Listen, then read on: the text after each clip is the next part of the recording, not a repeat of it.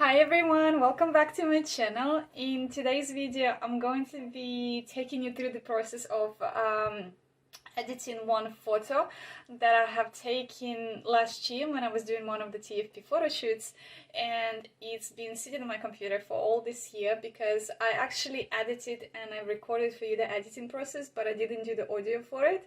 So I'm going to be going through now and recording this on my phone and sort of like giving the audio to this video.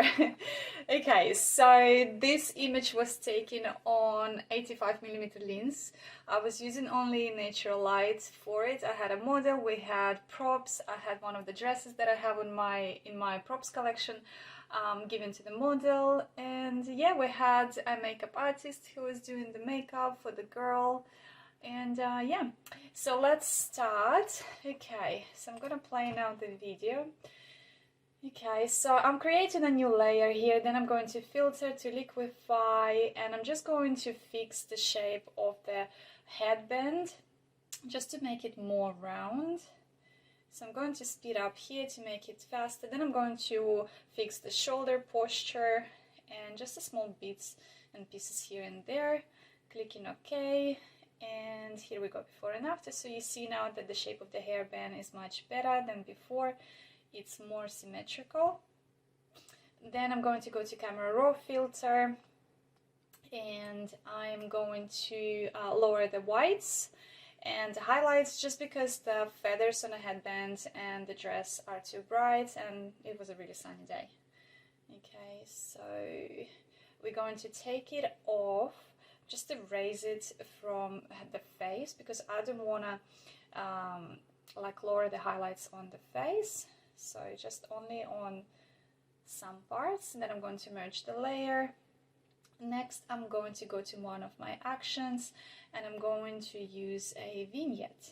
Okay, so this is the sort of one that gives you a little bit of a bluish color vignette to the image. By the way, all the actions that I'm using here, I will link them in the description box below, because I'll put them on my Google Drive so you guys could download it for free. Then I'm going to another action called foundation. So this one does pretty much what this one does, pretty much giving a lot of nice juicy colors and gives a little bit of contrast as well. So you will have this like a sort of like a painterly effect to the photo. So I'm going to reduce the opacity because I don't like it to be too bright. I'm going to merge the layers, and next I'm going to create a new one. Go to camera raw filter again, and here, what are we going to do here? We're going to saturation and we're going to lower oranges, because when you use that foundation filter, it brings a lot of orange color to the skin, so I don't really like it. So I'll lower the orange. Now I've created the mask. I'm going to grab the brush, change the color there, so you have to take it off using white on black, and I'm going to take it off only from the face. I don't like face to be too orangey, like I like it to be a little bit desaturated, at least for this image. Okay, next I'm going to go to camera raw again, and here we're going to brighten the shadows a little bit, add a little bit of contrast and a little bit of clarity. I always do that to the shadows when I add contrast and clarity, because it makes the whole image a little bit darker. So here I also decided to lower a little bit highlights and whites as well. So here you can see before and after, nice and bright pop-up colors. Then I'm going to create a new layer again, go to camera raw filter, and I am going to, what am I doing here? Going to saturation section, and I'm going to change the green color to add a little bit more cool tone to it. I will do the same in hue. I'm just playing up here and see what works best. So you can see before and after. I think the cooler green tone goes much better here with all the red colors, because we have the red eyeshadows, then we have the red flowers. Then I'm going to grab a patch tool, spot hidden brush, sorry, I think it's called, and I'm going to clean the skin. So I'm going to speed up the process here. Clean, clean, clean, all the blemishes, little hair and all of that stuff. Actually, it's so therapeutic when you clean the skin. I don't know, I see that way. I don't know if you guys see the same. Okay, so we're doing all of that. I always like to work on the separate layers because you can lower the opacity if you need to. You can also see the difference, so you sort of can go back, you know, and see what you've done, you know, whether you're happy with it or not, you know, and things like that. So I always work on new layers. Like even see here, I've done the new layer here because I was doing under the eyes. Sometimes I don't like to completely remove the area under the eyes, like a shadowy area or the wrinkles. I like to remove it just slightly, so I will remove it and then I would lower the opacity. Next I'm going to action for brightening eyes. And this one is really easy action. It gives that pop-up look to the eyes, which is nice. And then again, you can lower the opacity if you want to, you know, and it depends how dramatically you want to go for in the look of your picture. Next, I'm going to brighten it again. So I'm using exactly, oh no, actually I'm using a different action called Bright Eyes for Hazel.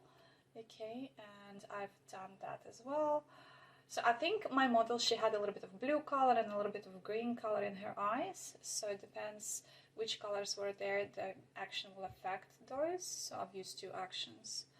Okay, now I'm using mid-tones and I'm going to just lighten up the eyeballs and a little bit around the eyes as well, just to make it more to stand out, but never bright eyeballs, like the white areas too much because it looks fake. So as you can see, even now I've lowered the opacity. What are we doing next? Oh my gosh, it's so interesting to watch my work like a year ago. Okay, we go into image adjustments to curves. Oh yes, and this is what I usually do as well. I like to add sort of like a softened look to the shadows. So I like to bring the shadows up. So it's like a contrast, but I like to bring the dark part a little bit up so that you could have that nice soft shadows. And I like this look to the photos. What's next? Okay, so I'm gonna grab one of the brushes, this one called water brush, lower the flow, and I'm gonna brush on a background to make my model to stand out and just to add a little bit more of a dramatic look. And yeah, I love those brushes. I truly love those brushes. Look how the flowers now are standing out and you're sort of like creating depth of field. Now I'm going to lower the opacity. Oh, I love it, love it. I miss those brushes.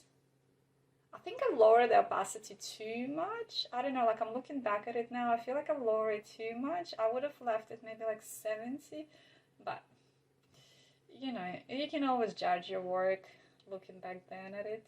Now I'm going to raw filter again. I'm lowering the highlights just a tiny bit.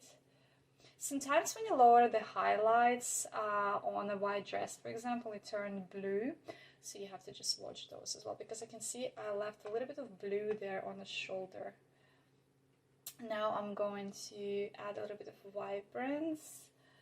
Yeah, I want to pop up those orange and red colors that we have from the, you know, blossoming. And yeah, you can see before and after. I didn't lower the opacity. I think I was happy with that. Okay, now we're going again to camera raw and we're going to add a little bit of luminance.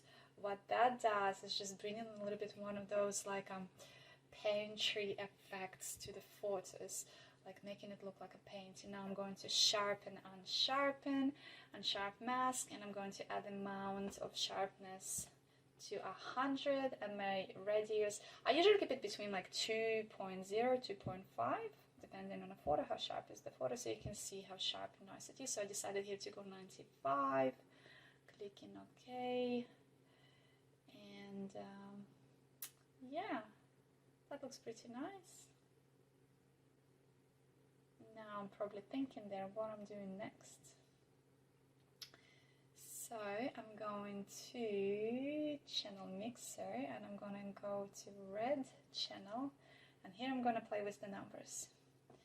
Okay, so you can see the numbers that I'm putting in.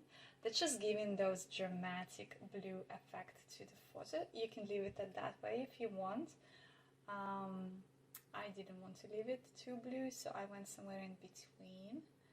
Okay, but yeah, that brought some nice color to the image as well. Actually, I like it. I like that nice, cool watercolor green on the background. Yeah, it's beautiful. Okay, I think I'm still deciding there, like by clicking it on and off, whether I like it or not.